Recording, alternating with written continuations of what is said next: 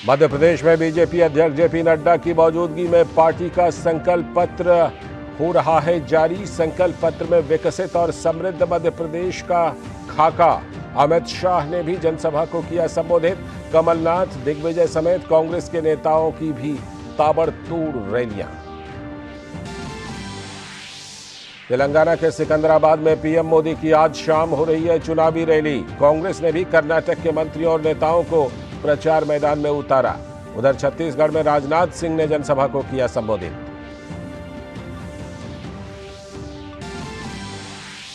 राजस्थान के दौसा में मासूम बच्ची से दुष्कर्म की घटना पर बीजेपी गहलोत सरकार पर हमलावर। कहा, राज्य सरकार की उदासीनता के कारण प्रदेश में बच्चियों का उत्पीड़न। प्रियंका गांधी से भी पूछे सवाल, लड़की हूं, क्या बच सकती हूं? राजस्थान में कांग्रेस को बड़ा झटका। पूर्व मंत्री रामगोपाल बैरवा और पूर्व विधायक अशोक तंवर समेत अनेक कांग्रेस नेताओं ने थामा बीजेपी का दामन। जयपुर में प्रदेश बीजेपी अध्यक्ष सीपी जोशी की मौजूदगी में हुए शामिल।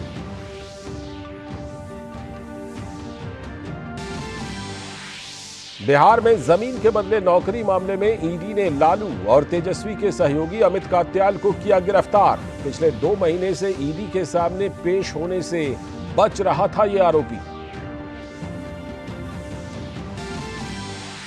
आज अयोध्या में बनेगा वर्ल्ड रिकॉर्ड। 24 लाख से भी अधिक दियों से जगमग होगी राम की नगरी। दुल्हन की तरह सजे सरयू के 51 घाट। 50 से भी अधिक राजदूत भी होंगे उत्सव में शामिल। और अंतर्राष्ट्रीय खबरों में इजराइल हमास के बीच संघर्ष जारी। इजरायली सेना ने 150 हमास आतंकवादियों को मार गिराया। आईडीएफ का उत्तरी गाजा में हमास के गढ़ों पर नियंत्रण का दावा। संयुक्त राष्ट्र सुरक्षा परिषद ने गाजा में मौजूदा स्थिति पर जताई चिंता। नमस्कार, डीडी न्यूज पर आप सभी का बहुत बहुत स्वागत है। आप देख रहे हैं समाचारों का बुलेटिन। मैं हूं लाल चंद्र सिंह। देखते हैं खबरों को विस्तार से और सबसे पहले बात करेंगे 5 राज्यों के विधानसभा चुनावों की।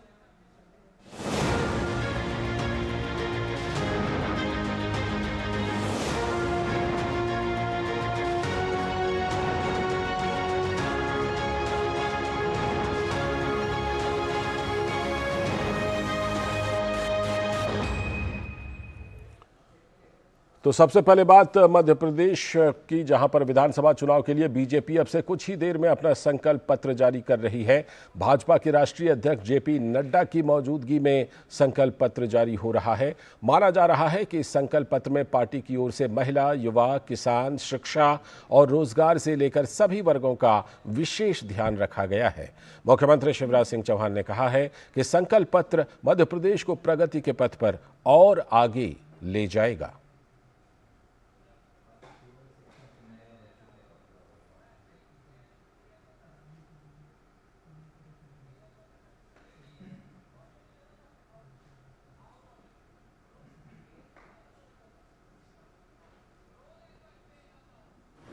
एक समृद्ध और विकसित मध्य प्रदेश का और जनता के कल्याण का रोड मैप होता है संकल्प पत्र। अभी इस सरकार में हमने इस कार्यकाल में संकल्प पत्र के अतिरिक्त भी लाडली बहना जैसी योजना, मुख्यमंत्री सीखो कमाओ जैसी योजना भी अतिरिक्त रूप से बनाई। लेकिन आज जो संकल्प पत्र आएगा, सीधी तस्वीरें आप भोपाल से देख रहे हैं, जहां पर कि भारतीय जनता पार्टी का संकल्प पत्र मध्य प्रदेश के लिए जारी हो रहा है। पार्टी के राष्ट्रीय अध्यक्ष जेपी नड्डा, मध्य प्रदेश के मुख्यमंत्री शिवराज सिंह चौहान ये संकल्प पत्र भारतीय जनता पार्टी का जारी कर रहे हैं मध्य प्रदेश के लिए। भारतीय जनता पार्टी अपने घोषणा पत्र को संकल्प पत्र का नाम देती है और ये जो भारतीय जनता पार्टी का संकल्प पत्र है इसे जारी किया जा रहा है मध्य प्रदेश के लिए। क्या कुछ इसमें खास है इस संकल्प पत्र में, हम कुछ देर में आपको बताएंगे। और कुछ चीज़ें जानकारी आ भी चुकी हैं कि क्या रहेगा इसमें, क्या फोकस रहेगा। आप देख सकते हैं प्रहलाद पटेल हैं, अश्विनी वैष्णव हैं, केंद्रीय मंत्री शिवराज सिंह चौहान मध्य प्रदेश के मुख्यमंत्री और भारतीय जनता पार्टी के राष्ट्रीय अध्यक्ष जेपी नड्डा भी इस मौके पर मौजूद हैं। क्या कुछ खास है इस संकल्प पत्र में, इसकी जानकारी अब से कुछ ही देर में आने वाली है। लेकिन फिलहाल इस संकल्प पत्र का विमोचन हो चुका है, भारतीय जनता पार्टी के इस संकल्प पत्र का। तो संकल्प पत्र में जो बातें हैं वो हम आपको जरूर आगे चलकर बताएंगे, लेकिन फिलहाल केंद्रीय गृह मंत्री और बीजेपी के वरिष्ठ नेता अमित शाह की बात कर लेते हैं, जिन्होंने मध्य प्रदेश के मनावर में एक विशाल जनसभा को संबोधित किया और अपने संबोधन में उन्होंने लोगों से एक बार फिर से शिवराज सिंह सरकार बनाने की अपील की। अमित शाह ने इस बार मध्य प्रदेश की जनता को बीजेपी सरकार को आशीर्वाद देकर 3 दिवाली मनाने की बात कही। अयोध्या में मंदिर निर्माण को लेकर अमित शाह ने कांग्रेस को निशाने पर लिया।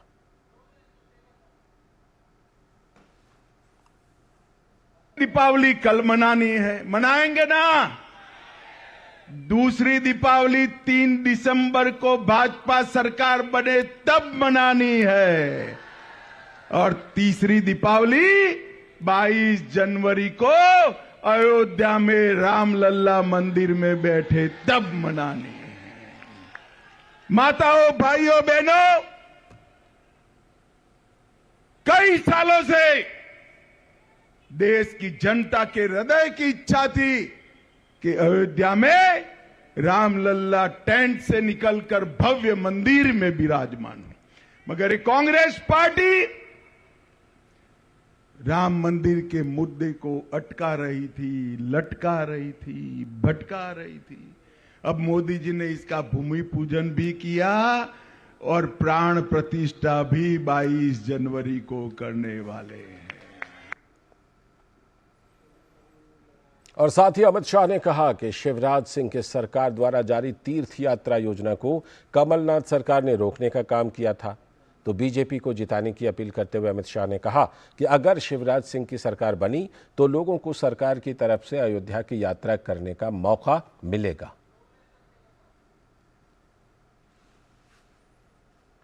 यहां पर मनावर वालों को कहने आया हूं, भाई दर्शन करना है या नहीं करना है? अयोध्या का करना है या नहीं करना है? देखिए, पहले तीर्थ स्थान की यात्रा हमारे शिवराज जी ने चालू करी थी, कमलनाथ जी ने बंद कर दी, फिर चालू करी। मैं आपको कहने आया हूं, कमल फूल की सरकार जब बनेगी सभी को बारी बारी अयोध्या का दर्शन कराने का काम हमारी सरकार करेगी। और उधर कांग्रेस नेता और मध्य प्रदेश में मुख्यमंत्री रह चुके दिग्विजय सिंह ने गुना में चुनावी रैली की और यहां फतेहगढ़ में उन्होंने बमोरी विधानसभा से कांग्रेस प्रत्याशी ऋषि अग्रवाल के समर्थन में वोट देने की अपील की। इस दौरान उन्होंने मतदाताओं से कांग्रेस के घोषणा पत्र में किए गए वायदों को दोहराया, साथ ही केंद्रीय मंत्री ज्योतिरादित्य सिंधिया पर भी चुनावी हमले किए। उधर छत्तीसगढ़ के सरगुजा में भाजपा नेता राजनाथ सिंह ने जनसभा को संबोधित किया। उन्होंने कहा कि राज्य में कांग्रेस की भूखी भ्रष्ट सरकार है जो केवल और केवल राजनीति के लिए काम करती है। भूखी भ्रष्ट सरकार आप लोगों ने कभी देखी नहीं होगी बहनों भाइयों, जैसी सरकार यहां पर है। 5 सालों से सत्ता का धंधा किस प्रकार से चल रहा है, और एक महादेव आए, महादेव जी आ गए हैं। लगता है कि महादेव जी ने तय कर लिया है इस भ्रष्ट सरकार को यहां से जाना चाहिए और भारतीय जनता पार्टी की सरकार यहां आनी चाहिए। साथ ही राजनाथ सिंह ने कहा कि छत्तीसगढ़ में नशा, बेरोजगारी, पलायन एक आम बात हो गई है। उन्होंने कहा कि कांग्रेस ने राज्य में अटल जी और पीएम मोदी का सपना साकार नहीं होने दिया और राज्य की जनता को अंधकार में धकेल दिया, लेकिन आज छत्तीसगढ़ कांग्रेस की नीयत और भ्रष्टाचार को समझ गई है, इसीलिए अब की बार राज्य में भाजपा की सरकार बनेगी। नशे का कारोबार भी यहां से तेजी से बढ़ रहा है।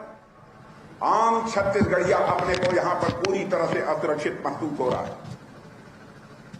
आप कभी जानते हैं छत्तीसगढ़ में प्राकृतिक संपदा की कोई कमी नहीं है, परिश्रमी लोग हैं, यहां सुंदरता है, यहां पर उद्योग धंधे नहीं है, कारोबार पनप नहीं रहा। एक ऐसी स्थिति यहां छत्तीसगढ़ में पैदा हो गई, मजबूरी में यहां के लोगों को कमाने के लिए बाहर जाने की जरूरत पड़ती है।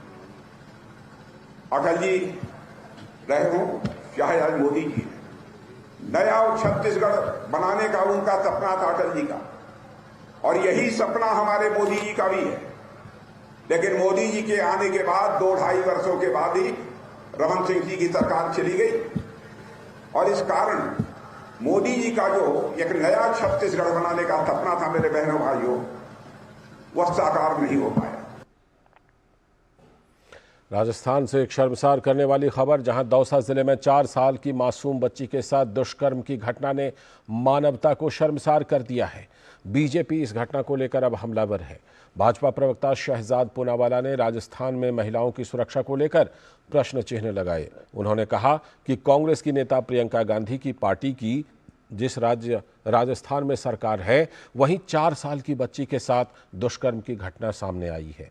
ऐसी शर्मनाक घटनाएं राजस्थान में आम बात हो गई हैं। भाजपा कांग्रेस और प्रियंका गांधी से पूछना चाहती है कि आखिर वो मानवता और महिलाओं के खिलाफ ऐसी शर्मनाक घटनाओं पर लगाम लगाने के लिए क्या कर रही है। जब रक्षक भक्षक बन जाए तो राजस्थान की महिलाएं जाएं कहां? राजस्थान की सड़कों पर तो महिलाएं पूछती है प्रियंका वाड्रा जी से कि लड़की हूं, महिला हूं, तो क्या बच सकती हूं? और यह सवाल इसलिए जायज हो जाता है क्योंकि आज जिस प्रकार की घटना दौसा से सामने आई है, एक 4 साल की दलित बच्ची के साथ एक police sub inspector Rajasthan police का बर्बरतापूर्वक बलात्कार करता है और ऐसा घिनौना हैवानियत भरा कृत्य करता है, और इस पर राजस्थान की सरकार तुरंत कार्रवाई करने के बदले, जैसे कि उनका आमतौर पर रवैया रहता है, अपराधी बचाव में लग जाती है।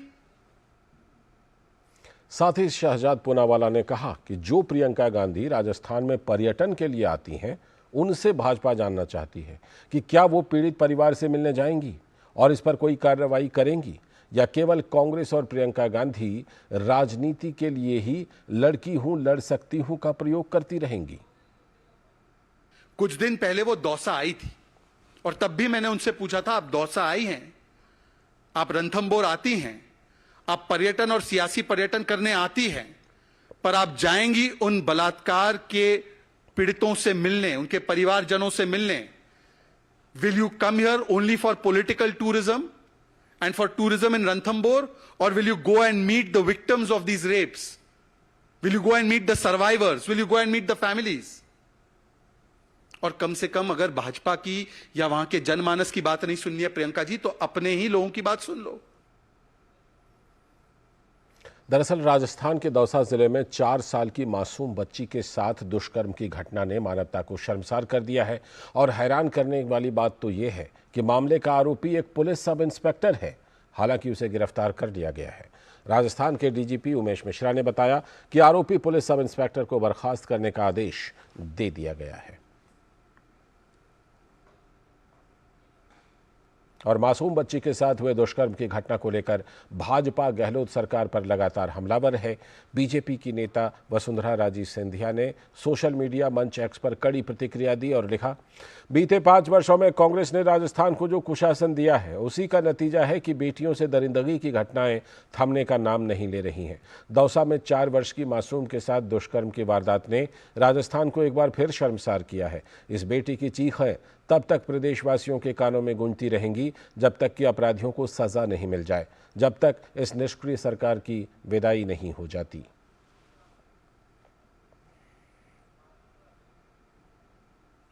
तो एक तरफ जहां राजस्थान की गहलोत सरकार कानून व्यवस्था को लेकर घिरी हुई है, तो वहीं सांगोद से कांग्रेस विधायक और पूर्व मंत्री भरत सिंह ने अपनी सरकार के खिलाफ ही भ्रष्टाचार के आरोप लगाए हैं।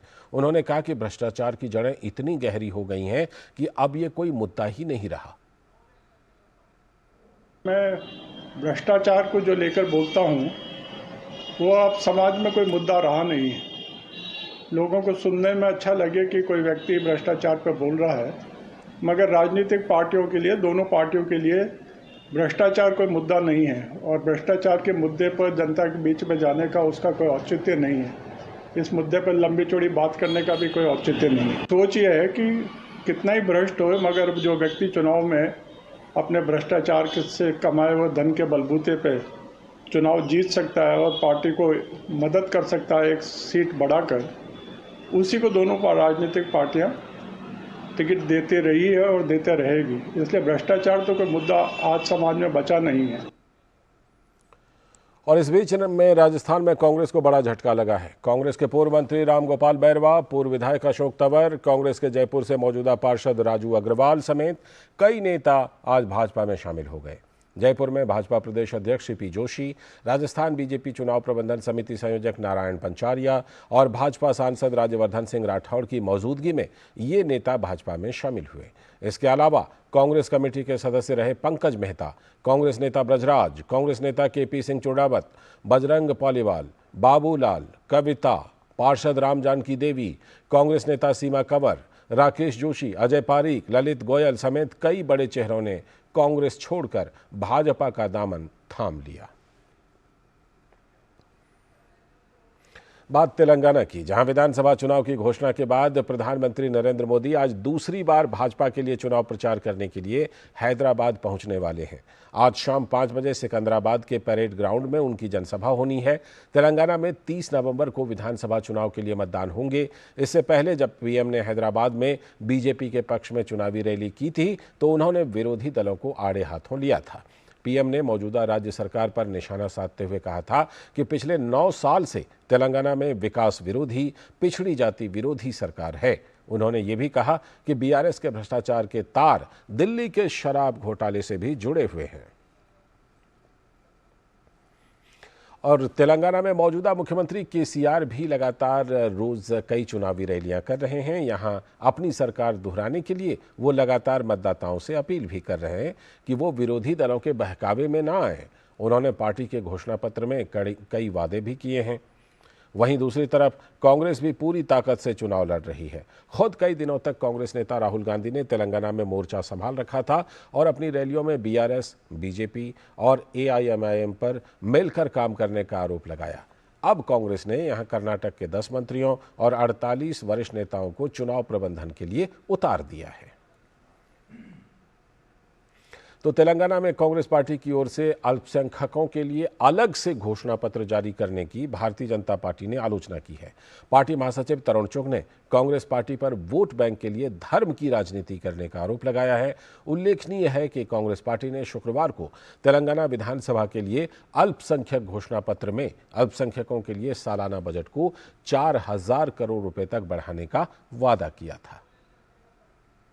कांग्रेस शुरू से ही छद्म धर्मनिरपेक्षता और वोट बैंक की राजनीति करती आ रही है। भारत का संविधान ही जब धर्म के आधार पर आरक्षण का विरोध करता है तो आप केवल वोट बैंक के लिए बांटने का काम कर रहे हैं। केटीआर हो परिवार हो या गांधी नेहरू परिवार हो या ओवैसी, ये तीनों परिवार मिलकर पिछले 10 साल से सरकार चला रहे हैं और तीनों की कोशिश है कि एससी दलित बंधुओं की, ओबीसी बंधुओं के अधिकारों को, आरक्षण को छीनकर इनके वोट बैंक की बलि पर चढ़ा दिया जाए। तो विधानसभा चुनावों की खबरों में इतना ही। आगे देखेंगे कुछ और खबरें।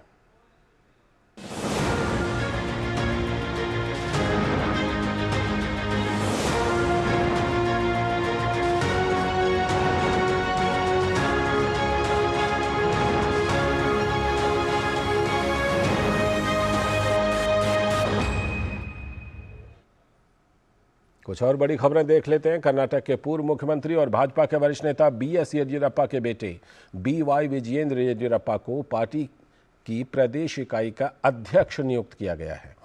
बीवाई विजयेंद्र येदियुरप्पा के समर्थकों ने इस पर जश्न मनाया और बीवाई विजयेंद्र येदियुरप्पा ने इसके लिए प्रधानमंत्री नरेंद्र मोदी, गृह मंत्री अमित शाह और भाजपा के राष्ट्रीय अध्यक्ष जेपी नड्डा का आभार जताया। First of all, I would like to thank our National President Nadda ji, Honorable Prime Minister Narendra Modi ji, our Honorable Home Minister Shri Amit Shah ji, and our National Organizing Secretary Santosh ji for having faith in me and giving such a big opportunity to serve as a BJP president for the state of Karnataka. I'm really grateful. I'm really thankful to all our national leaders. अगली खबर, प्रवर्तन निदेशालय ने कथित जमीन के बदले नौकरी घोटाला मामले में मनी लॉन्ड्रिंग जांच के सिलसिले में आरजेडी के प्रमुख लालू प्रसाद और उनके बेटे तेजस्वी यादव के कथित सहयोगी अमित कात्याल को गिरफ्तार कर लिया है। आधिकारिक सूत्रों के हवाले से इसकी जानकारी दी गई है। इस गिरफ्तारी के बाद से लालू यादव के परिवार की मुश्किलें बढ़ सकती हैं। कात्याल राष्ट्रीय जनता दल सुप्रीमो के करीबी सहयोगी होने के साथ साथ एके इन्फोसिस्टम्स प्राइवेट लिमिटेड के पूर्व निदेशक भी हैं। एके इन्फोसिस्टम्स प्राइवेट लिमिटेड इस मामले में कथित तौर पर एक लाभार्थी कंपनी है और इसका पंजीकृत पता दक्षिणी दिल्ली की न्यू फ्रेंड्स कॉलोनी में एक आवासीय इमारत है, जिसका उपयोग तेजस्वी यादव द्वारा किया जा रहा था। सूत्रों ने बताया कि कात्याल को एजेंसी ने शुक्रवार को हिरासत में लिया और पूछताछ के बाद गिरफ्तार कर लिया गया। उम्मीद है कि उसे स्थानीय अदालत में पेश किया जाएगा, जहां ईडी पूछताछ के लिए उसकी हिरासत की मांग करेगी। सूत्रों ने कहा कि कात्याल करीब 2 महीने से पूछताछ के लिए एजेंसी के समन से बच रहे थे।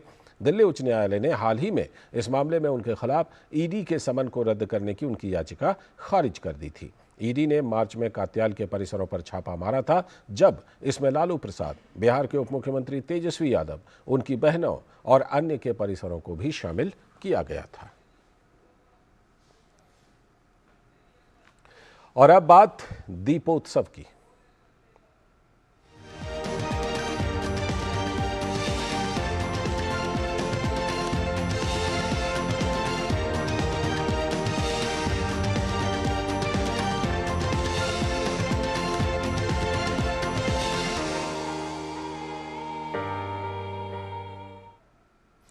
राम की नगरी अयोध्या दीपोत्सव के लिए पूरी तरह से तैयार है। हर साल की तरह इस साल भी एक नया रिकॉर्ड यहां बनने जा रहा है।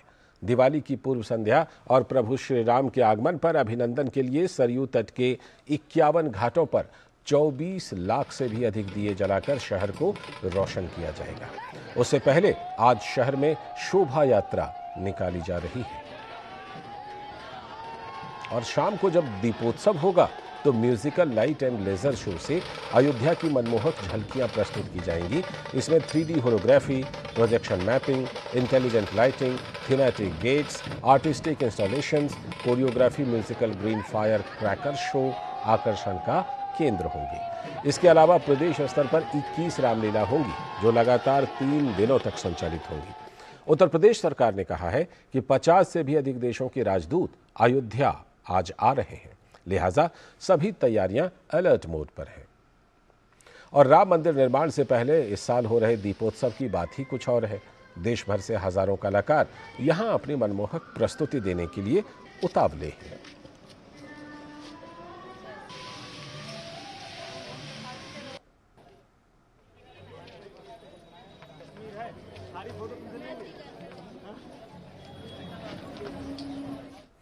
और वहीं दीपोत्सव के अवसर पर आयोजित शोभा यात्रा को उत्तर प्रदेश की संस्कृति मंत्री जयवीर सिंह ने हरी झंडी दिखाकर रवाना किया। दीपोत्सव के मौके पर निकाली गई इस शोभा यात्रा में उत्तर प्रदेश के साथ ही कई राज्यों के लोक नृत्य की झलक दिखाई दी, जिसमें भगवान राम की गुरुकुल में शिक्षा ग्रहण करने की झांकी, केवट और शबरी प्रसंग की झांकी, सामाजिक समरसता, चित्रकूट की झांकी समेत कई झांकियां शामिल थी।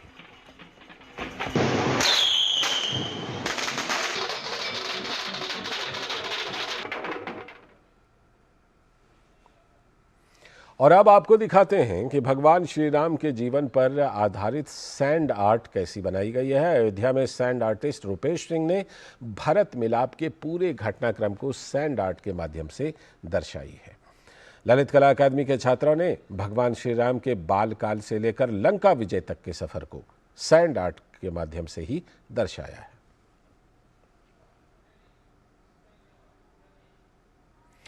तो तेलंगाना में कांग्रेस पार्टी की ओर से अल्पसंख्यकों के लिए अलग से घोषणा पत्र जारी करने की भारतीय जनता पार्टी ने आलोचना की है। पार्टी के महासचिव तरुण चुग ने कांग्रेस पार्टी पर वोट बैंक के लिए धर्म की राजनीति करने का आरोप लगाया है। उल्लेखनीय है कि कांग्रेस पार्टी ने गुरुवार को तेलंगाना विधानसभा के लिए अल्पसंख्यक घोषणा पत्र में अल्पसंख्यकों के सालाना बजट को 4,000 करोड़ रुपए तक का बढ़ाने तक का वादा किया था।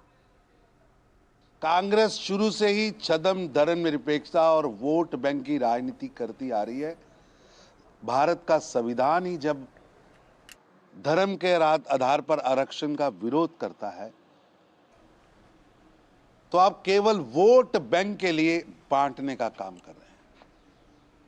केटीआर हो परिवार हो या गांधी नेहरू परिवार हो या ओवैसी, ये तीनों परिवार मिलकर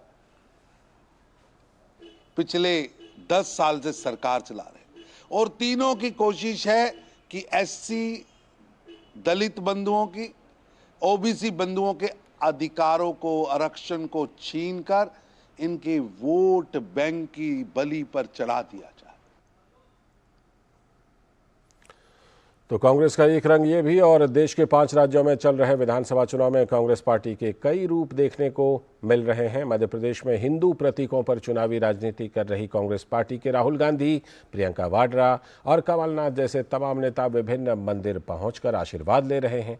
कल तक भगवान श्री राम के अस्तित्व को सुप्रीम कोर्ट में हलफनामा देकर नकारने वाली कांग्रेस अब सबके राम का नारा लगा रही है।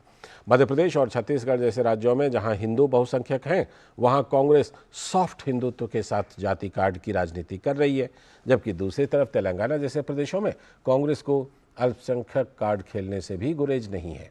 कांग्रेस पार्टी ने इसी रणनीति के मद्देनजर गुरुवार को तेलंगाना में पार्टी का अल्पसंख्यक घोषणा पत्र जारी किया। घोषणा पत्र में कहा गया है कि 30 नवंबर को होने वाले चुनावों में अगर कांग्रेस सत्ता में आती है तो 6 महीने के भीतर जाति जनगणना कराई जाएगी।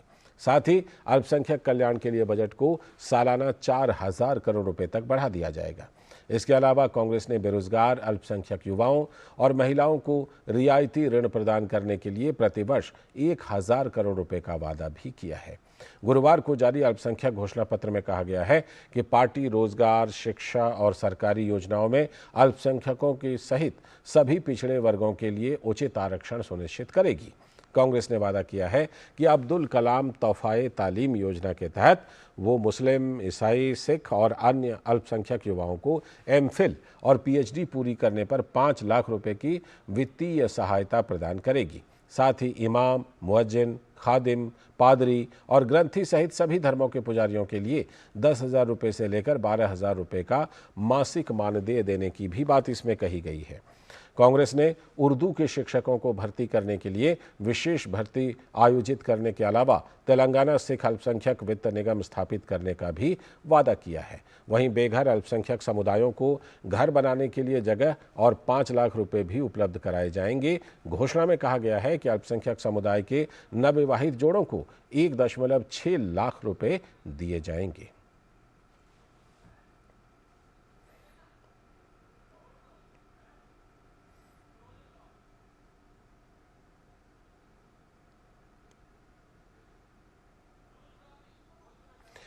और इसी के साथ इस बुलेटिन में इतना ही, लेकिन डीडी न्यूज़ पर खबरों और कार्यक्रमों का सिलसिला लगातार जारी है। हमें दीजिए अनुमति। नमस्कार।